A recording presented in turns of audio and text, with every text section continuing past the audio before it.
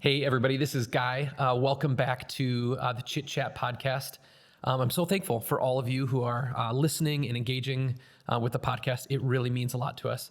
We love St. Cloud and we love talking to St. Cloud's people. Again, our commitment to you is that we're going to release one podcast every single month for an entire year and then kind of figure out what we're doing from there. But that means that we're going to have 52 awesome conversations with some of St. Cloud's finest people. We're excited to be on this journey, and we're really thankful that you're on this journey with us. I just got done recording the podcast with my friend Doug Marshall, who is the owner and operator of our local Chick-Fil-A.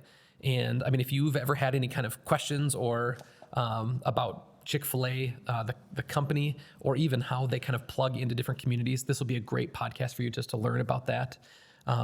I mean, some of my favorite things about Chick-fil-A are just, I love their food, but way more than the quality of the food is how they go about developing their people, the way they plug into a community. And I got to have all of those conversations with my friend Doug today.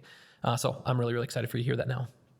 Okay, well, Doug, thanks so much for joining us on the Chit Chat podcast. Absolutely. Thanks for having me. Great to have you here. Doug, I think let's start today just because I'm really excited to sip this. This is your favorite, which I think is a vanilla latte. It is, yes. Wonderful. Cheers. A little cheers. Absolutely. Thanks for coming to join. Thanks for making it for me. Okay, Doug, would you just introduce yourself a little bit? Tell us who you are. What do you do? What do you care about? Yeah, my name is Doug Marshall. I am the owner-operator of Chick-Fil-A Crossroads Center here in St. Cloud. I've been here for a little over 4 years now. Married to my wife, Jen, and she helps me run the business with me. Mm-hmm. I call her the brains of the operation. I can talk more about that here soon. Mm-hmm. But we have 4 kids, and probably more interesting things about me. I came from a ministry background, lived in Canada for several years. 3 of my 4 children were born in Canada, so dual citizenship. Dual citizenship, yeah. That's pretty cool. So, and then pursued Chick-fil-A. After that, moving to Virginia and working at a Chick-fil-A there, just with a local owner-operator, similar to myself, and just try to work my way through the whole restaurant, knowing everything from top to bottom. Mm-hmm. So. That's great. When did you think, I think Chick-fil-A is going to be a career for me?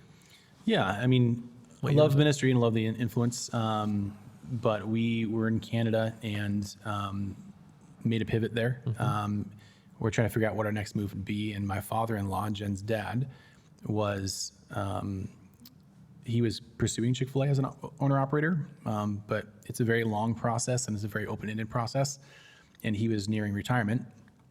And so he decided to opt out and then encouraged me. And so I picked up Truett Cathy's books, our founder, and started reading more about the brand and just what the impact they wanted to have in their community and influence they had in their, and not only within their restaurant with their employees, but just the community in general, and really loved that and thought that's something I could do and really enjoyed it. So I decided to, it took us a lot of prayer and time to work through that, but we decided to move our family from Niagara Falls, Ontario to a little town called Waynesboro, Virginia, about 30 minutes from Charlottesville, and worked at a store there and started as a team member.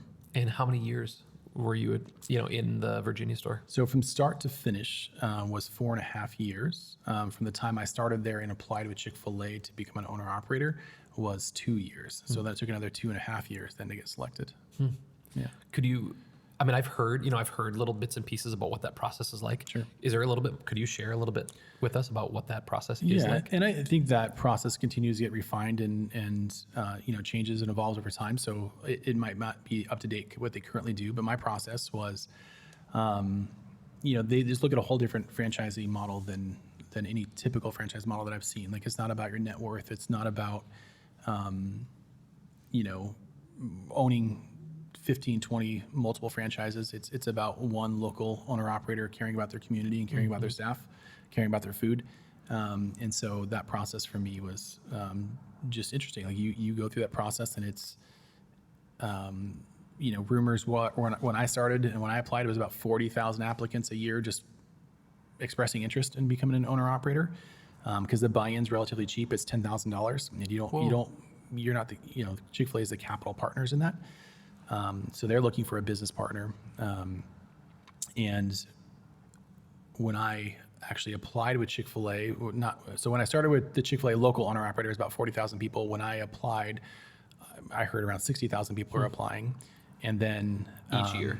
Yeah, each year. And how many new stores are there each year? Well, so that's the interesting thing. They choose, again, rough estimate of around 150 operators per year.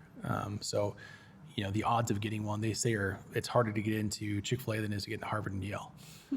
And I was really not a great student. I was not a valedictorian by any means. So I thought my odds were pretty long. But, we trusted God and felt like this is something God was calling us to. And but there's a lot of people that feel that way and don't get that. And so it's a arduous journey, but worthwhile. We can definitely talk about that more if you want. Yeah, that's super, super neat. I mean, I think just in general, there's so much about the Chick-fil-A model that is so fascinating. I mean, it's why there's books and there's lots of people that talk about it. But Yeah. I mean, I think it feels like it starts at like just like kind of the store level, in that I don't think I have ever, not just in your Chick-fil-A, but in any Chick-fil-A I've ever been in, I don't think I've ever had bad service.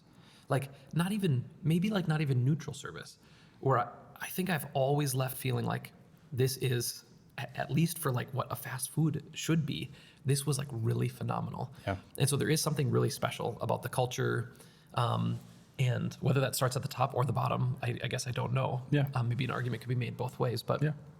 it's really, really exciting. And so I understand the draw of people wanting to get into that. Yeah. And what's been one of the things that you think has surprised you about running a Chick-fil-A? Is it owning? What's the right word? Yeah. Owning, Yeah. operating. Yeah. Yeah. I think one of the most surprising things, like I will say this, like working with Chick-fil-A as a business partner has been everything I dreamed it would be. They're a tremendous company. Like I just can't emphasize enough, like what they do in communities, both in around Atlanta, and how they care for their local owner operators is really cool. Like it's just been very fun to be a part of, and even my spouse, being a part of that process with me, she gets to come to our annual conference, and they make them a part of that, and so it's been really, really fun and really neat to be a partner with them in that process. Surprising on a local level, staffing's been harder. It's been harder than I expected. In Virginia, like I felt we got a good flow of applicants that met the criteria of what we're looking for. Here, I find it's much harder, and even just keeping staff is tough. Turnovers in any industry right now is tough, especially in the quick service restaurant industry, and so we're really working on that right now as part of what we're trying to accomplish. Like we've tried to make Chick-fil-A known for our good food and make it a place known to eat. And now my next 2 to 3 year strategy is making it a place known to work. Not only for a first-time job, but for people that are looking for careers too, because there's a lot of opportunity, whether that's in my restaurant or whether that's Chick-fil-A's growth potential in the state of Minnesota or beyond. There's a lot of opportunities, and they're looking for the right candidates that will be good business partners, and obviously willing to be in the state of Minnesota and understands the state of Minnesota. There's a lot of great opportunities ahead. It's just getting people that are willing to bet on themselves a little bit and sacrifice some things that they might be able to get jobs where they get paid more, but for a time. But I think the business model of Chick-fil-A is that you're in business for yourself, but not by yourself, and you can really run that company well. And if you run it well, you have potential to make good income and also make an influence in the community and make an impact and develop people, and which is what I love about the business. And plus, you get to have Chick-fil-A every day, which is a pretty sweet benefit. It's a wonderful benefit. Yeah. That's great. Would you maybe just tell me a little bit more about what it's like having Jen kind of work alongside you, and with that, obviously you guys have drastically different roles inside of that, but how do your different skill sets kind of complement each other, and kind of what are you each responsible for in the business? Yeah.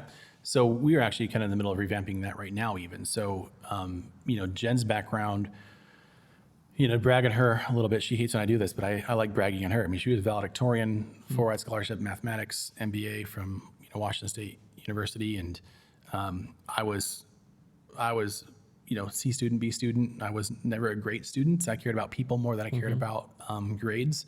And so I got to play baseball in college, which is kind of my main focus, and relationships. But she's been an awesome compliment to me and an awesome team. We've had to work through that. It's a challenge. You think about if you had to take every business decision through your wife and agree on that can be a difficult challenge sometimes. But I think we've learned some really good harmony in that, and just communication has taken it to the next level for us. and learning how to disagree well. And so we've tried doing that. So she is very much in charge in my business in terms of strategy and results. And then I have some other leadership that's in charge of more of like the people and development side, and I kind of partner with both of them to make sure that's getting done well. That's great. And then what do you spend the majority of your time doing? Yeah, mostly. So like, again, maybe the discipleship model, like, Jesus couldn't spend time with all 120 some disciples, but you can spend time with a small few. And so I try to focus my time on that. Would love to spend more time with some of my mid-tier leadership that are coming up in the business and that are doing a great job for us. So as much as we can, we try to do that. But on days where we're shorthanded, we're on the line helping out sometimes because we're doing that. And we're trying to make sure, does our staff see that there's a napkin on the ground that needs to be picked up? Like, do they see that kind of stuff and not just walk by it? And so just caring for those little things and trying to make sure they see that. Do they see the big picture of today and also the big picture for 90 days from today? Like, are we setting ourselves up for success for the next 90 days and beyond even? That's great. What do you think's next for Chick-fil-A, like as a company? Is there, is it just more steady growth and expansion through the country? Are they, like what do you see as the kind of the future of Chick-fil-A? Well, and they have not been necessarily shy about this. They've talked about this quite a bit, but they're looking international. Okay. They have, I think they're a little bit, they don't want to promise any specific countries, but I know they're looking at the Asian markets, and we're already expanding in Canada. We're in Puerto Rico now, which U.S. territory, but we have several stores there now. So international, I think, is their next big endeavor they're going to be going for. Do you know who Patrick Lencioni is? Yeah. I love his podcast. Absolutely love his podcast. If you're looking for a substantially better podcast than the one you're listening to right now, I would strongly recommend his podcast. But one of the most recent ones, they were talking about competitive advantages and how we're supposed to, like, you should figure out what your competitive advantage is, and then you double down on that thing. Yeah.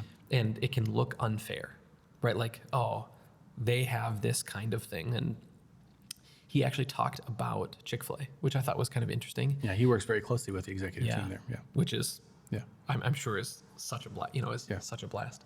But talking about how sometimes people say things like, it's not fair, like in competing against Chick-fil-A, it's not fair.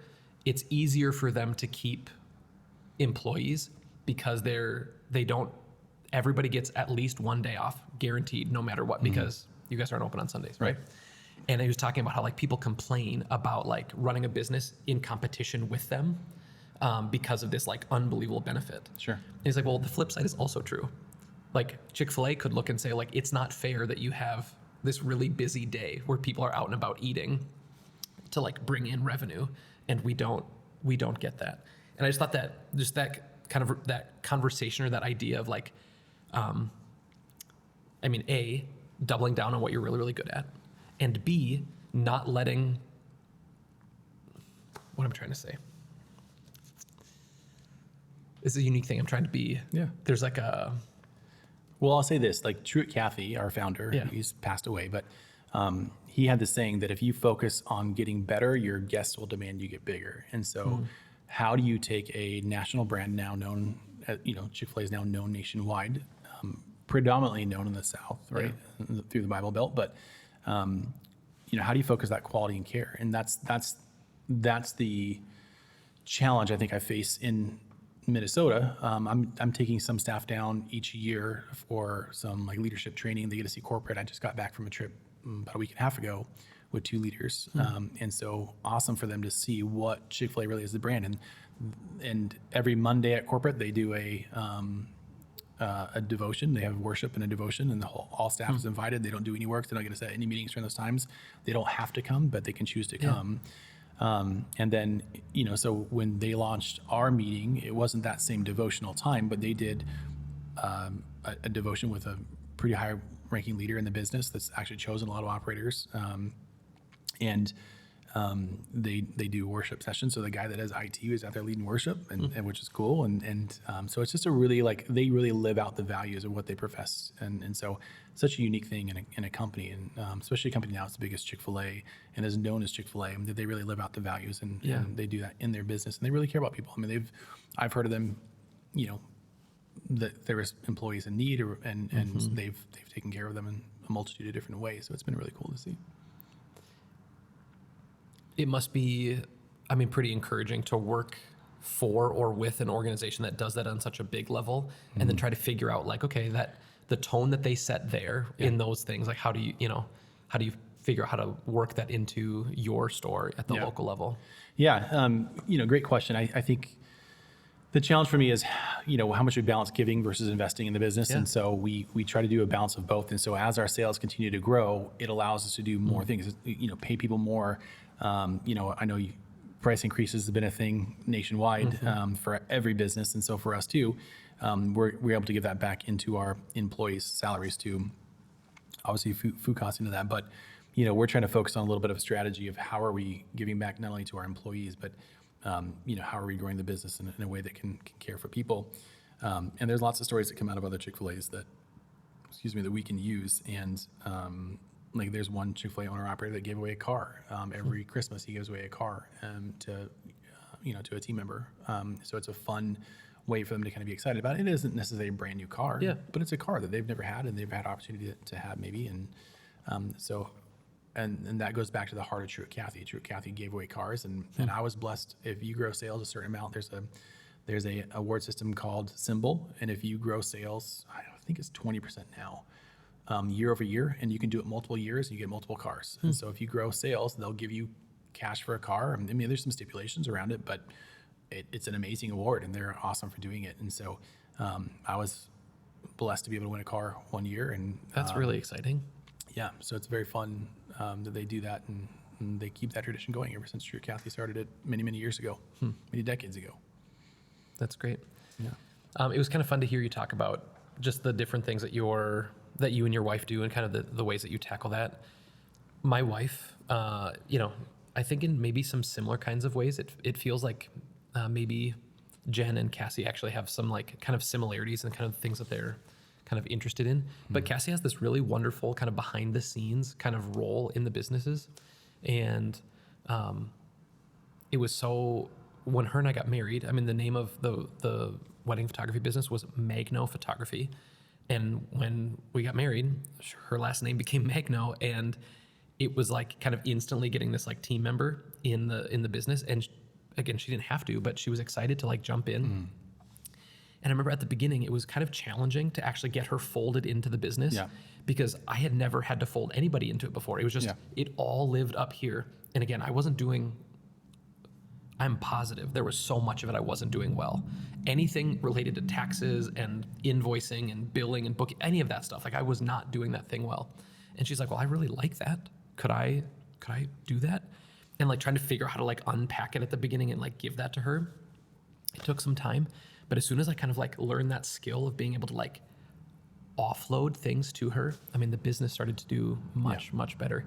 And we just have not looked back. And that kind of good work of like figuring out, all right, what are the things that I'm good at and that I love? I want to do more of those things. I want to give away the things that I'm not great at. Now is, I think, one of my very favorite parts of the business. And I think of, these different people in the businesses who I get to pass things off to. Yeah. That's a really special thing. Yeah. Are you guys familiar with EOS? The system EOS? Not terribly familiar. There's a book called Traction. Okay. Incredible kind of system for running a business. I'm guessing you guys have your own kind of proprietary thing or whatever, but a system. This is called the Entrepreneurial Operating System. It's just a way for a structure, a skeleton of sorts for businesses to get run on.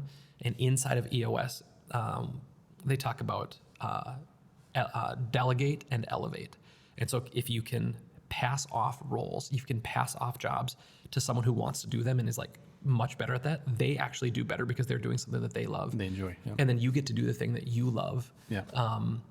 And then the business gets to do better. So at every opportunity we're able to do that thing, the businesses have gotten better. And I love having my wife involved. Yeah. You're right. There are challenges for sure in navigating, I have to go home every day. I get to go home to her. But having, trying to make some of those, like, at times tough decisions alongside of your spouse. There's complexity there, and it's so worth it. Yeah, I mean, it's a challenge, and no doubt, like, if you feel differently about a direction, and like, you really have to pray through that and talk through that, and that's a challenge. But on the other end, like, the victories are so much sweeter, I think, when you're together. And we've learned even through the season, like, there's hard seasons in the restaurant industry, both just operationally, and like when leaders leave sometimes, like, it can be a challenge, and it's hard. And so we've really learned to communicate that well and rely on each other. And so it's been a big win for us. But it's not without its challenges, for sure.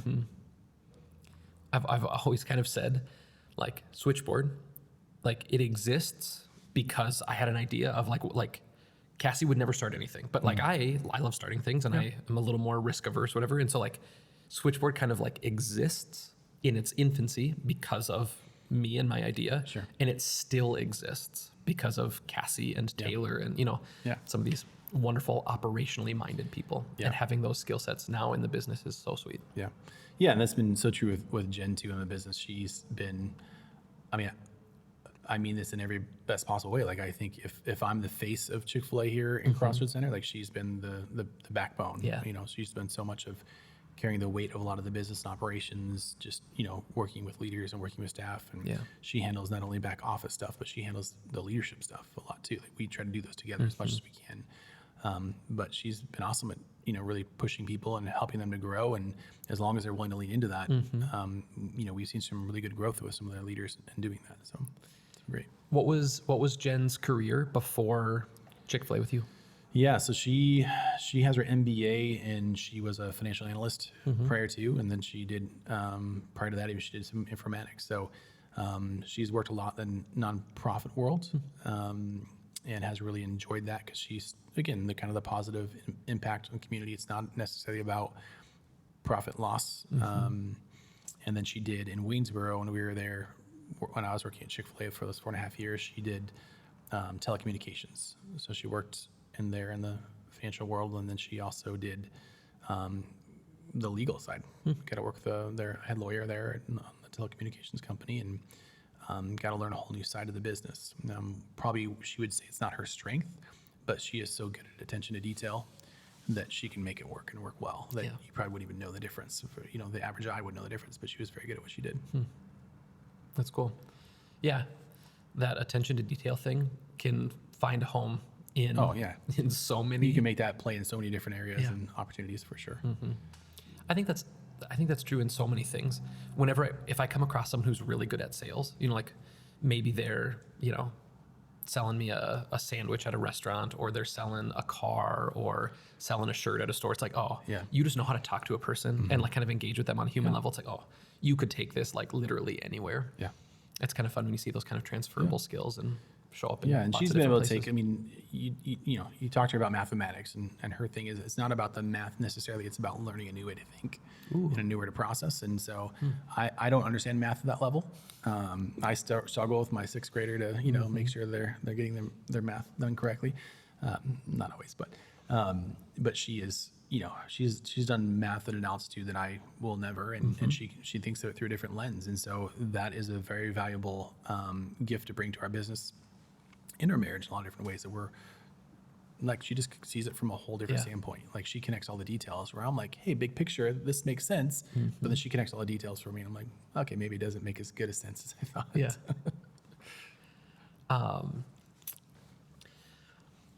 So Doug, would you maybe, like, tell us a little bit more about the selection process? From jumping in, putting your name in, all the way to getting the selection of your store. Yeah. It is a very big process. Again, it's not necessarily the skin in the game in terms of a net worth. They're looking for a lot of specific things that they've gotten very good at looking for. And so of the 150 or so they choose a year, again, they don't necessarily release hard stats, but the general consensus among operators is they choose about a third of people that are completely external to Chick-fil-A. They choose about a third that come from like myself that are external. I don't technically work for Chick-fil-A. I work for a Chick-fil-A operator, but I have Chick-fil-A experience working in the restaurant. And then there's about a third that come from corporate side. They might be interim managers, whatnot, or just corporate staff. And so I will say this about Chick-fil-A. They are a very unique culture, I think, in terms of they don't even call themselves corporate. They call themselves support. And because they believe 100% they're there to support operators. And so like they treat you like royalty when you get there. That's really fun to be a part of because they care about you. And they try to make things great. Like not everything's perfect, obviously, in any business venture, but they're doing their best to make sure they're being good business partners with us on the back end. But the process itself, you turn in an expression of interest, and that's where most people are applying. If they're interested, they'll send you an official application, and that application then follows you for the rest of your time. On average, again, not hard metrics, but I've heard about 2 to 3 years is the average selection process. And they have everything from personality tests to phone interviews to in-person interviews. They come do site visits. If you work at a store, they're going to come to your restaurant, see how your team does. Announced or unannounced? They'll do it announced, but I think they also come make visits like around that time. They'll come check out your store, just go through the drive-through, and they'll come, usually prior to their visit. Like if they're coming in the morning, they might come the night before and check things out, kind of deal. So they do that experiential part. I know some friends that have gone through the process that they had several candidates they were looking at, and they'd bring those candidates to a store that was not their own, a Chick-fil-A that's not their own, like the one they're working at necessarily, and they would put them out there plug them in. And see how they do. And I don't even necessarily what they're looking for. I have kind of ideas, but some people that are very highly capable on paper maybe just don't get it. And I can tell you exactly what they're looking for in that process. I could have thought of several reasons like, for me in my interview, and Jen got to be in some of the interviews with me, but there was times like, man, I don't know if they're gonna take me. It kind of seemed like they didn't like me in the interview, but I've often been told that if they act like they don't like you, it's because they do, and they're gonna be hard on you because they want to put you through the pressure and make sure you can handle those kind of hard. They'll maybe do good cop, bad cop in the interviews, and as long as at the end of the day I got told yes, or a week later I got told yes to the next stage. Then you keep the journey going, right? You try to be a good steward of everything you have in front of you and trying to get the results and investing in people. And I think ultimately that's what they're looking for. How many different touch points do you think there are from you? What did you call the first letter? Like letter of intent or something like that? Expression of interest. Man, touch points. I mean, there's well over 20 in the course of 2.5 years. And so one of my favorite interviews was the final interview. So you got to kind of sit in this special couch at Chick-fil-A corporate. They fly you in. This is kind of final interview your spouse to. Often, if you worked at a local, store, the owner operator that's invested in you comes and so you sit in this couch and they're going through finances with you. Like, hey, what's your finances look like? They want to make sure you have enough finances to sustain a year if you were not to make any income. And so you go in this final interview and you get to go in Kathy's office, and outside of his office, there's this little like sub office where he has like this little meeting room. And Billy Graham sat at that table with him, and it's just really cool to be in this office and know who's all been there with Kathy.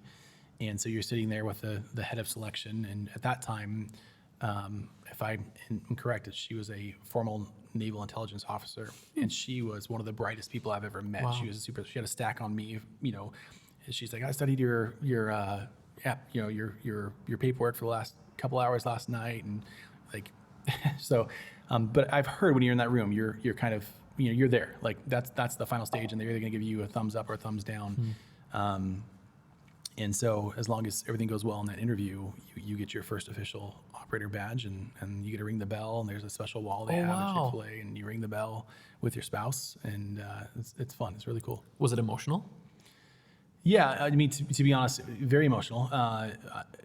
We were kind of bewildered. Like, is this really over? Is this really, like, did we make it? Are we in? Is this really the rest of our lives? And so, super excited. It was the joy that we had, I think, just felt so surreal, but very emotional. Yeah.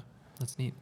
So obviously, if they're doing that much work and they're clearly good at that selection process, my guess is that the people that bounce out once they're selected is probably low. But do you have any idea what that rate is of people that make it all the way through the process? They're told yes, they make it 6 weeks or 6 months, and then they're out? Yeah, I mean, I heard numbers prior to COVID that it was 99% retention rate of operators. Wow. But there are challenges. I mean, if you run in a location that maybe is in a, not a great neighborhood or just really hard to find staff, like it's not an easy job by any means. It's just the company treats you so well, and there's such opportunity for you to be your own entrepreneur.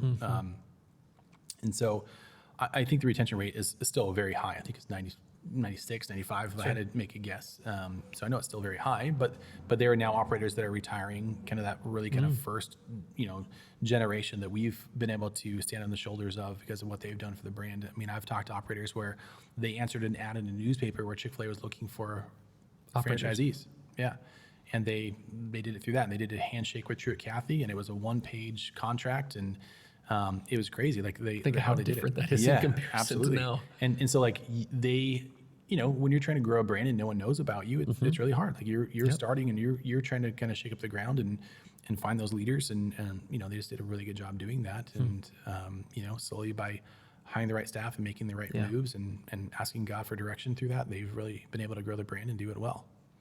That's really neat. What year did Truett die? So it was prior to me. I believe it was 2014, and I came into the brand 2016, I believe it was. Yeah, 2015. Yeah. Neat. And they keep. I mean, this office, even though he's not alive, they keep that office set up. So he wanted his kind of child at heart. He taught Sunday school for over 50 years. Wow. Same age group. I believe it was 5th grade boys. And so he would have family come often and visit grandkids, and he wanted his office to feel like a tree house. And so when you're up in the corporate office, you see, like when you look out his window, all you see is trees. I mean, they're up 4 floors, 5 floors probably at that point. And it looks like you're in a big tree house, which is really cool. But yes, everything in his office remains really as a museum almost. Like it's like his desk is the way it was set up.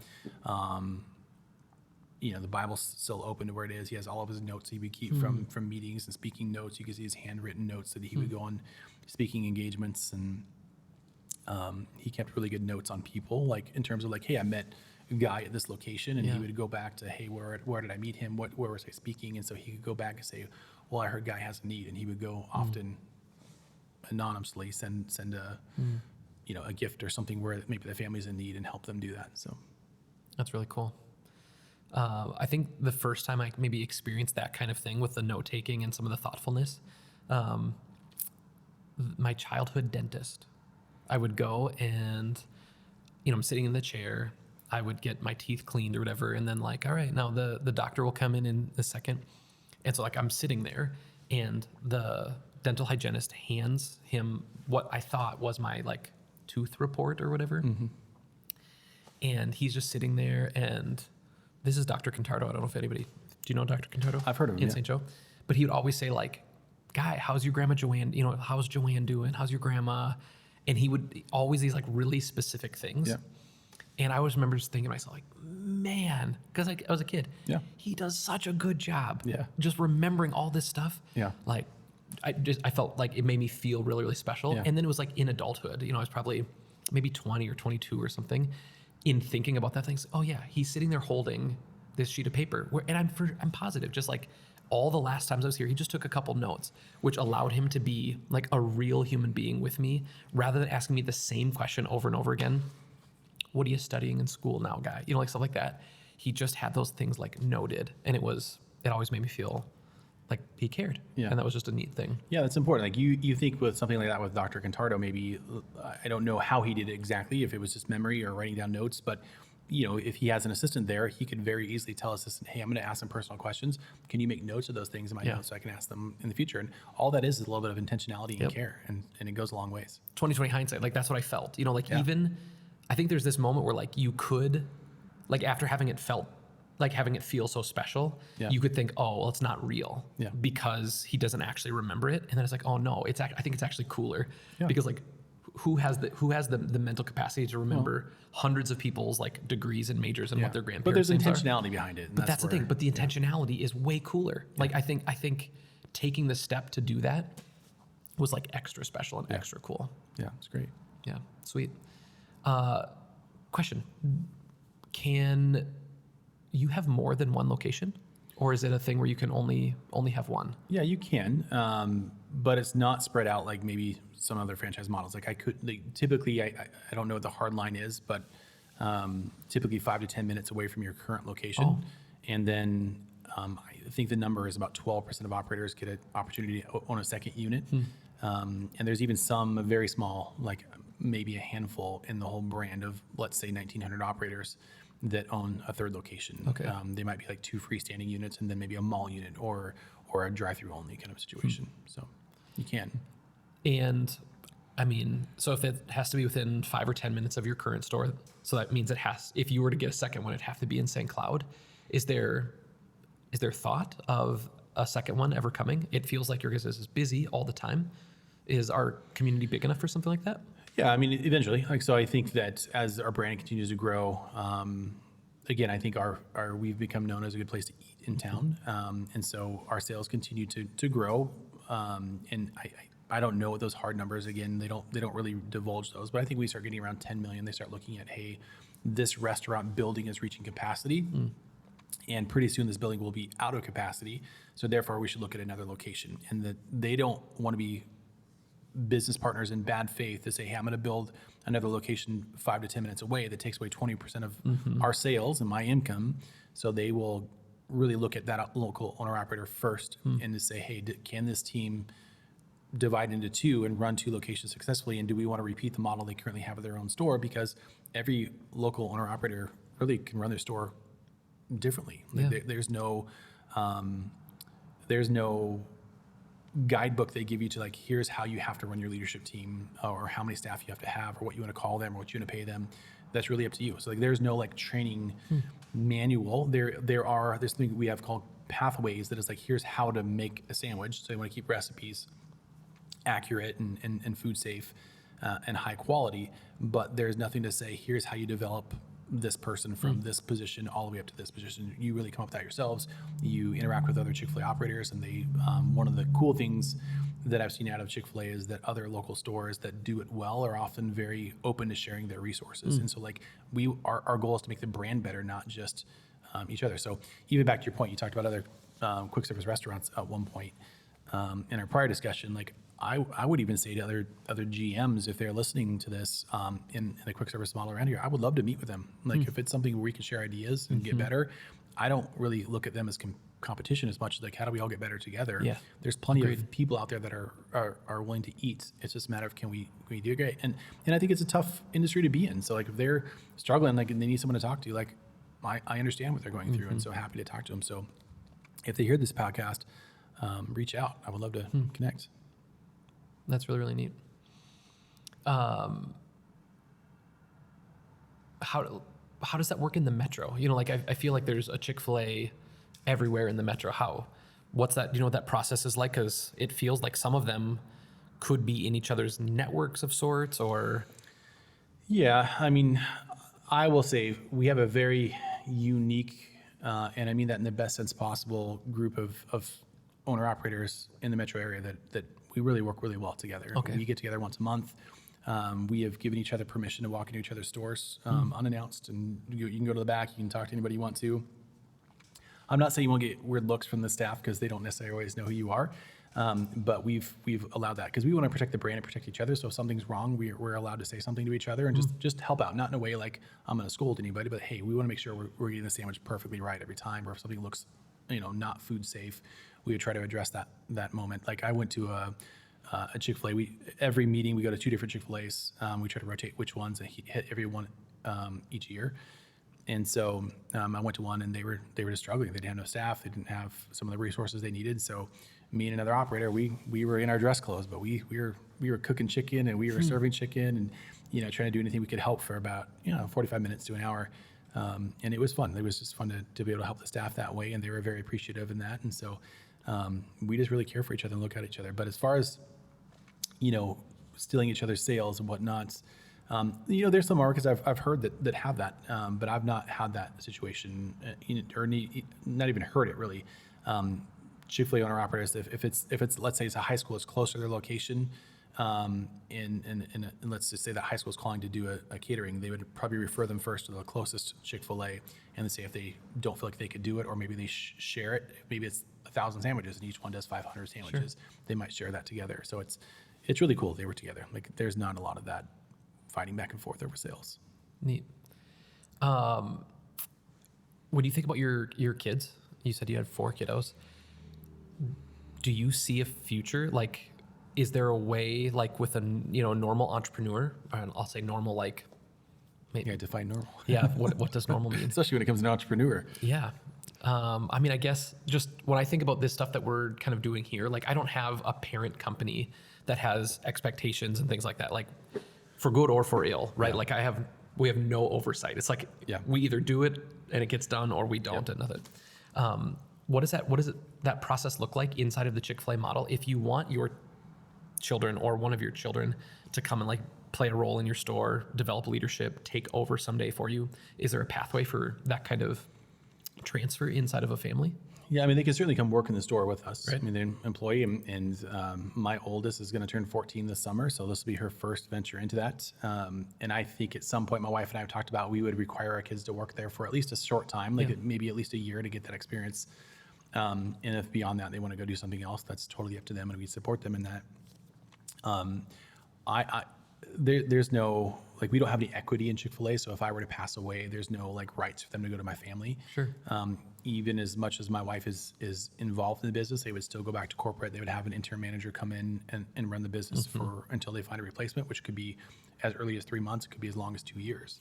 And so, yeah, there's no pathway for my kids to become owner operators directly through me, other than just the normal pathway. but they'd have to go the normal path. Now, mind you, if your family's known to Chick-fil-A and you've run a store well and been a good steward of their company, I think they would be more likely to listen. But that certainly doesn't give them rights to say, hey, your dad or mom did a good job, so therefore here's a store. Yeah. They're gonna have to go through those same situations, and they just might know you and at least give you a shot to interview. But that's my own speculation. I don't know for sure they would do that. It feels like a really great way to keep a brand really, really tight, and to not allow relationships and stuff to maybe. But I think there's the other side. I mean, it's a really interesting study on the Cathy family. If you look at like how they've done a really good job in their generational business. Like you think a lot of generations don't get past maybe the 3rd generation. The 1st generation worked really hard, had nothing. The 2nd generation saw that in their parents working really hard, and then the 3rd generation didn't see any of that. They didn't see the grandparents, toil and get the business built from the ground up. And so the 3rd generation oftentimes, not in all cases, but oftentimes squanders what they've inherited by the 3rd generation. If not the 3rd generation, then very possibly the 4th. Where Chick-fil-A, I think, has done a really incredible model, and I could have some details wrong, but my understanding is they have to go, any member of the Cathy family has to go work outside of the business for at least 2 years. Yeah. And so a lot of our like high-level leaders in Chick-fil-A, they worked in car washes for 2 years, like drying cars, and they kind of took these servant roles. And then even in going into Chick-fil-A, they're not put into leadership roles. They have to learn. I mean, they're traveling the country, they're moving around all the time and learning all the different kind of nuances of the business. And so when they do get into the business, hopefully in higher levels of leadership, if that's what they want to do, and about 50%, I think, is the number I heard when I was down in Atlanta, 50% of people in the Cathy family go on to be a career Chick-fil-A. They know a lot about the business and what they're doing by that point. It's really sweet. Yeah. It was, a couple years ago now, maybe a few years ago, my son is 11. He, I bet you he was maybe like 7 or 8 and starting to kind of think about like what he wanted to do someday as when he was older. And one of my just favorite little conversations that I've ever had with him, he said, "Papa, someday when I'm older, I'd like to come and be the boss with you at work." And again, we're talking like he's really little, and I'm thinking to myself in my head, it's like, red alert, I need to correct this, like, no, you're not gonna be the boss, like you're gonna, in my mind, I'm thinking to myself, the fact that you're my kid means you for sure are gonna get a job here, but you will start at the very bottom. And, but I just like opted to like not correct him. And we were in the car and he just like paused for a second and I could like kind of see he was thinking. And he goes, "I think boss is the wrong word." And I was like, oh yeah, buddy, like what's a better word? He said, I think just work with you. And I was like, yeah, buddy. And so I was so happy. Like Yeah. I wanted to like jump in and correct him. It's like, oh, he's a sweet little kid. And he's just like, he's thinking about what is it going to be like to be with Papa. And then he kind of corrected it himself. And it was something that was like so exciting for me, just as a dad, like, oh, I think he's kind of, even at this young age, he's kind of gets it, you know? So. Yeah. So my oldest daughter, thankful. to that point, she's turning 14 this summer, and she is probably our biggest supporter of Chick-fil-A. I mean, she loves Chick-fil-A, gear and water bottles, stickers, everything. Like, she just loves it all. So she follows the brand pretty close and loves it. Like, if you go on Spotify, there's all kinds of fun playlists of Chick-fil-A songs. Like, people have the brand has just really taken off with people that just love the brand. So they make songs about it, which is fun. And so we listen to songs all the time. But the big thing that impresses me about my daughter in that, like, not just her love for the brand, but she just cares about that. Hey, we explained to this, like, this restaurant represents my family, like our family, right? And so if tables are dirty, that represents our family. Yeah. And so she will often go in when we go in, and she will clean all the tables, and she has no problem doing that, taking charge. Give me some table wipes, and we'll wipe them all down and make sure everything looks great. She'll sweep up because she just cares. She cares not only about our family, but she cares about the brand. And so I'm excited to see her come into the business and see what she brings with her leadership. She's done some incredible things, leading a Bible study for middle schoolers. She started that herself at Sartell Middle School, and so she's getting some good leadership positions, leading worship at our church and for her age group. And so it's been fun. So I'm excited to see what she does in the brand, and I hope she sticks with it. Again, we're not going to make her if she doesn't want to beyond that, because I know there's other jobs out there that are fun and enriching too, but would love to have her be with us in the brand as much as she wants to be. Sweet. When she starts in the business, will you, like, what will that be like? I mean, I know at home I know that you can tell your daughter, here's the deal. Like you already do, you're going to wipe the tables just like everybody else. You're going to take garbage out. You can make sure that you're telling her those things. Do you feel like you'll have to have any like conversation with your staff about, like, hey, this is my daughter, but she also is just a team member. She's starting at the beginning. Will you need to do any of that education towards your staff, do you think? No, I don't think I'm going to do anything particularly different with my staff in that. I'll address those issues, I think, as they come up. Yeah. But I would definitely tell the leadership, don't treat her any different than any other team member. Yeah. And so I think she'll have the same opportunity to fail and an opportunity to succeed on her own merits. And we want her to have that opportunity to do so. But part of that is you have to learn from the ground up. For sure. If I put her in, not at 14, I say, but if I put her, let's say she was 17 and at 18, I put her in a leadership position right away.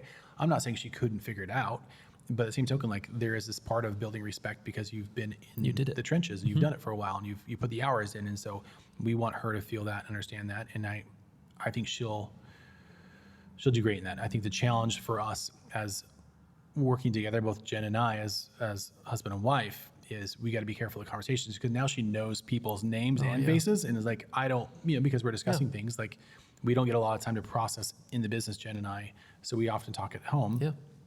And so I just don't want to put anything in her mind of, like, oh, this person, maybe didn't excel at this level, or there's this kind of HR issue, and I want to make sure we respect people's privacy in that, and still give her a chance to build her own opinions and develop herself in the way that she wants to be developed. So that's really, really neat.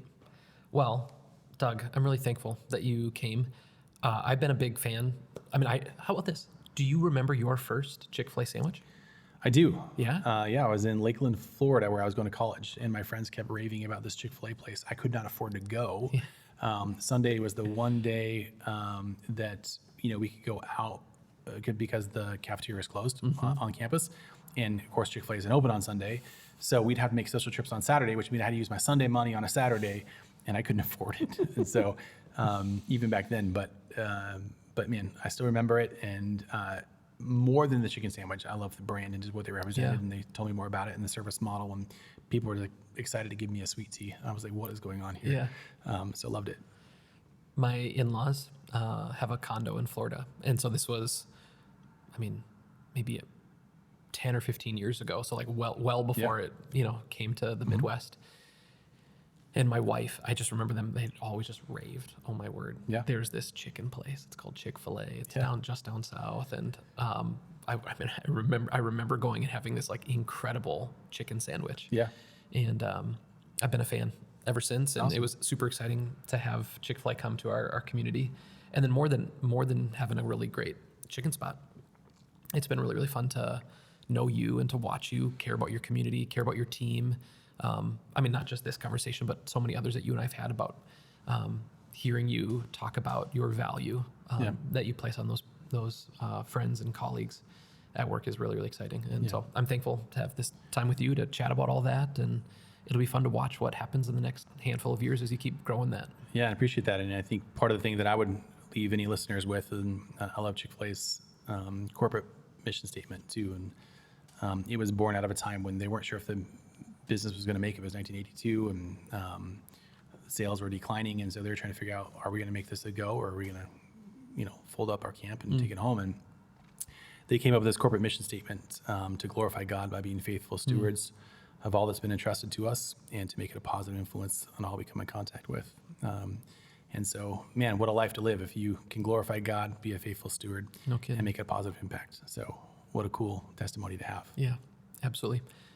How neat that you get to be a part of the Cathy, the Cathy family. 100%. Yeah. Very, very exciting. All right. So Doug, we close all of our podcasts with an unpaid advertisement. What would you like to plug? Yeah, I mean, I think one of the biggest values I hold in my life is having a strong marriage, and really everything starts from there. I would plug two things if I could. One, the Waters Church, where we go. I love the community, love what they're doing, love that they are missional minded in what they are going after. So we're proud to be part of that church and what the Waters Church is doing in Sartell and beyond. And then the other thing I would say for a strong marriage, one of the best books I've read on it was by Gary Thomas, called Sacred Marriage. And the premise of the book is, what if God is more interested in your holiness than your happiness, from the perspective of marriage? And so, very eye-opening book for me of like, man, maybe I've been looking at marriage the wrong way, of like, how can my wife make me happy, and how can I make her happy, to how can God make us holy together? Great book. Really sweet. Yeah. My unpaid advertisement, since we both talked about our wives and you just plugged an incredible marriage book, I'll plug a marriage book as well. Okay. It's a book called This Momentary Marriage. Okay. It's by a guy named John Piper, who's was a pastor in the Metro for many, many, many years. John Piper's amazing. He is, absolutely. Yeah. An incredible book about how marriage is meant to be a picture of Jesus loving the church. Awesome. And it was, my wife and I, we read it together when we were engaged, and was absolutely transformational, and has kind of set the tone for our marriage. And so awesome. I'd commend that book as well. I'll definitely listen to it. All right. Appreciate it. Well, sweet. Doug, again, thank you so much for coming and joining us. We really appreciate it. It's my pleasure. Thanks for having me. Awesome. Thanks.